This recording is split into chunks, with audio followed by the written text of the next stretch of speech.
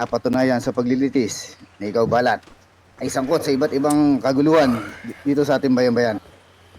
Pananakop, pagpatay at Tratado ng pagnanakaw. partial ping.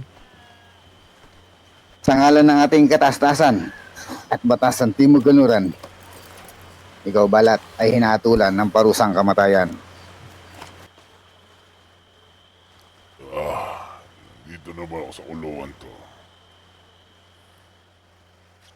Sa mga oras na to, nag-aantay na lang ako ng aking pagpanaw. Ito ang tadhana ko Handa ka na ba mamatay? at pangarap na nakakarami sa inyo. Busog ka na. Siguro nga, walang pangyayari na taon lang sa mundong to. Posibleng nangyayari to lahat dahil may dahilan. Nalulungkot ako at mawawala ka na sa mundong ito. Kumikilos ang kapalaran sa misteryosong paraan. Ano ba man? Naging karapat dapat ako bilang pinuno ng aking binuong samahan. Tandaan nyo, hindi dito magwawakas ang binuo naming samahan. Hanggat may mga aninong naghahanap ng kahulugan ng kalayaan, hindi mawala ang pinabuting bandito sa lupa ng Timog Kanluran.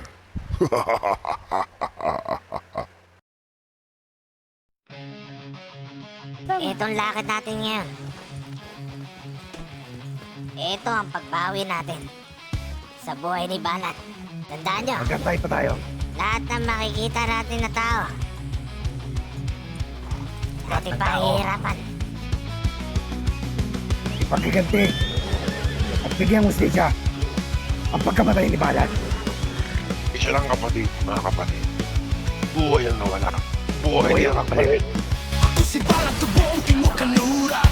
Saksihan lahat ng aking mga ganap dito sa aming bayan ng aking sinilangan.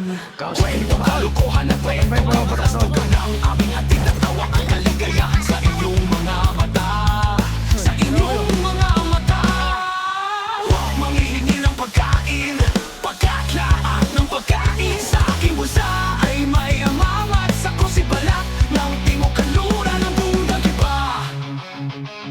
Sa lahat ng barangay, sa aming ganap, lahat ay tutong kapag kami yung kinalaban.